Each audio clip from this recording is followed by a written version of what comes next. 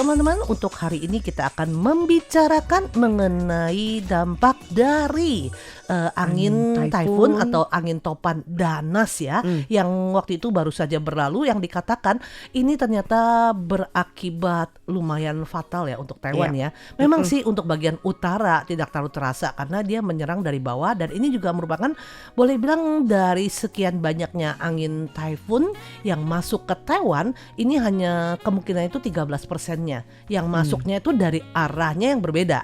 Biasanya masuknya tuh dari dari lautan menuju ke Taiwan akan terhalang dengan yang namanya pegunungan sentral. Ya. Tapi kali ini datangnya dari bawah, masuk tanpa bisa dihalangi oleh pegunungan sentral. Jadi akibatnya cukup fatal ya.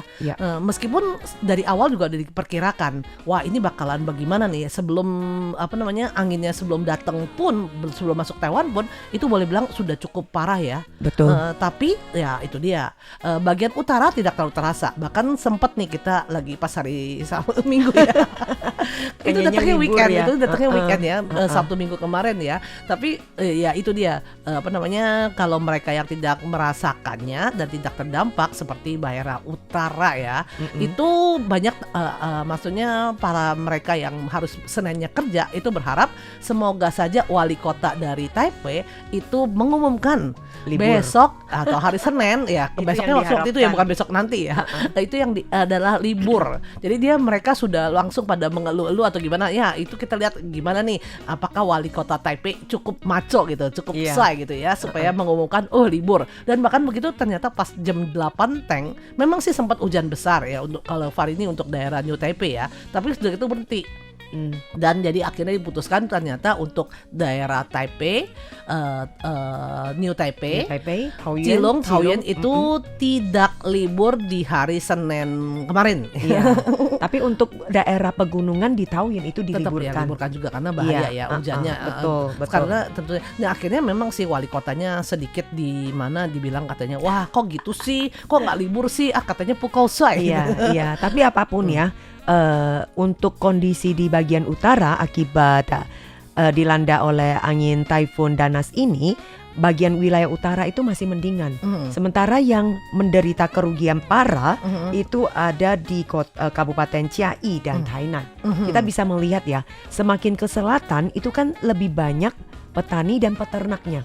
Banyak kerugian-kerugian yang mereka alami.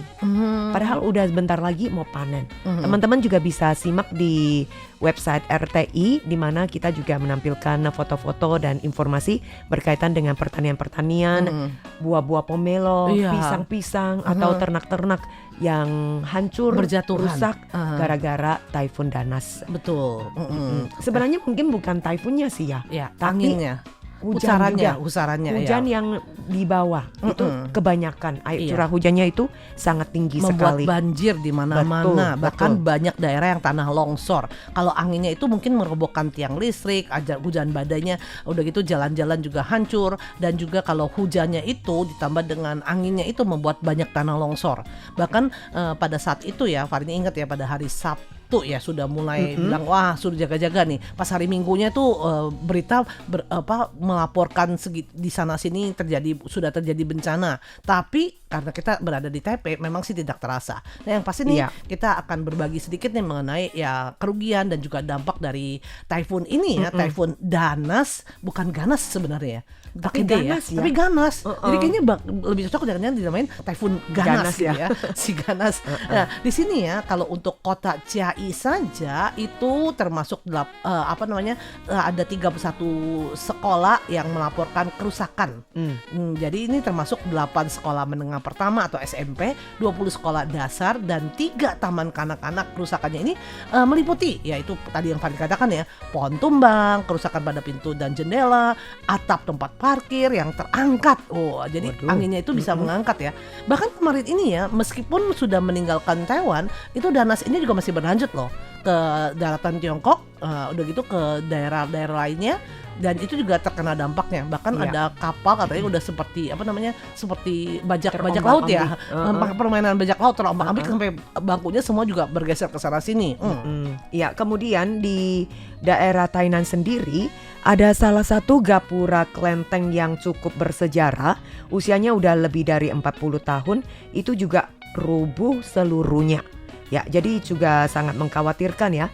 Dan di sini juga dari pihak kuilnya mereka merasa bahwa mungkin karena juga faktor usia dari bangunan gapura tersebut, sehingga pada saat adanya angin taifun yang berkekuatan 16 hingga 19 level kekuatannya ini, metode untuk konstruksi bangunan tersebut, gapura tersebut itu sudah tidak kuat dan roboh semuanya.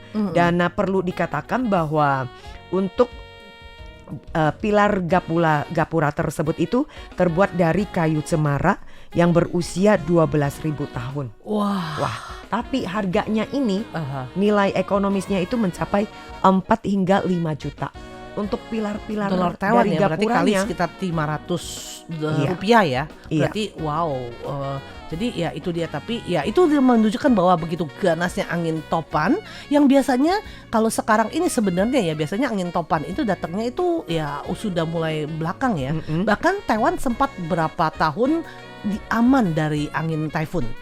3 tahun berturut-turut aman dari angin taifun. Malah ya malah kita merindukan hari libur ya. Taifunnya datang tapi aman-aman bawa aja. Kerusakan. Bawa libur saja. Iya.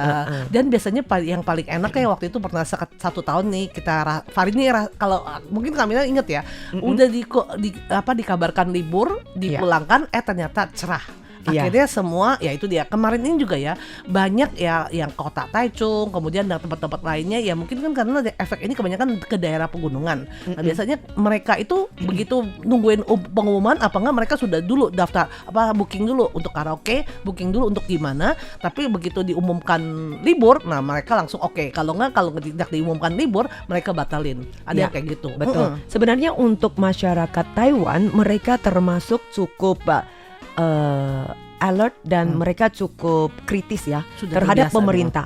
Apakah pemerintah itu mengumumkan libur atau tidak? Banyak sekali aksi-aksi protes. Contohnya saja di Kabupaten Chiayi sendiri. Baru-baru ini ada istilah kuru. Kak Farid ini dengar nggak? Ya, kalau kita tanya ke orang Chiayi, kuru itu artinya apa? Nah, ini adalah salah satu slogan di mana mereka aksi protes mereka kepada Bupati Chiayi-nya. Karena pada saat ada hujan besar karena akibat Taifun Danas ini, di mana dari Kabupaten Chiayi masih belum memastikan untuk diliburkan atau tidak. Sementara jalanan-jalanan sudah banjir. Orang-orang sudah kewalahan. Banyak kendaraan yang di jalan karena harus berangkat kerja atau pulang kerja. Selama di perjalanan itu terkena genangan air yang menyebabkan barang-barang mereka itu, kendaraan mereka itu jadi kelelep sama air. Jadi menambah kerusakan juga. Betul, ya istilahnya. Jadi mereka merasa bahwa tindakan yang diambil oleh pemerintahnya itu kurang tepat. Sehingga dengan istilah kuru itu artinya sudah tenggelam, kelelap. Udah kamu mau blebeb ya. Iya, betul, blebeb. Atau ada juga karikatur mereka menggambar tangan. Tangannya itu sudah terendam dalam air, tinggal telapak tangannya doang. Ya mau minta tolong, malah dikasih high five sama pemerintah. Sangkanya, padahal dia tuh mau minta tolong tarik aku gitu. Ya, terus akhirnya kuru terlelap lagi dalam air. Ya sebenarnya sih ya itu dia kan ada yang berkepentingan, ada yang tidak berkepentingan. Misalnya biasanya nih kalau seandainya diliburkan ya bagian produsen atau bagian perusahaan kantoran itu biasanya akan merasa ya jadi satu hariku hilang nih istilahnya. Tapi bagi pekerja, wah aku libur nih. Nah tapi kadang-kadang pekerja diliburkan, tiba-tiba biasanya mereka gitu kan diliburkannya sangke sama sangpan. Jadi beda sekolah sama bekerja. Tapi kalau seandainya sekolah diliburkan, sedangkan orang tuanya bekerja, mereka juga kewalahan. Anaknya mesti digimanain nih. Jadi kadang-kadang anak kan nggak boleh tinggal sendiri di rumah. Betul. Kalau tinggal sendiri di rumah, mamanya melanggar. Sedangkan kalau kantor tiba-tiba mesti, apalagi dikasih taunya pas udah masuk ke sekolahan, begitu minta jemput lagi. Nah yang pasti nih, biar bagaimanapun ada pihak ya, maksudnya yang ngomel, tapi ada yang pihak yang bilang hebat. Jadi orang bilang dilema ya, pasti kena ngomel atau bagaimana. Oke deh teman pendengar, demikian pembicaraan kita di hari ini. Semoga juga bisa menambah wawasan bagi kalian, dan kita pamit dulu. Sampai jumpa. Bye-bye.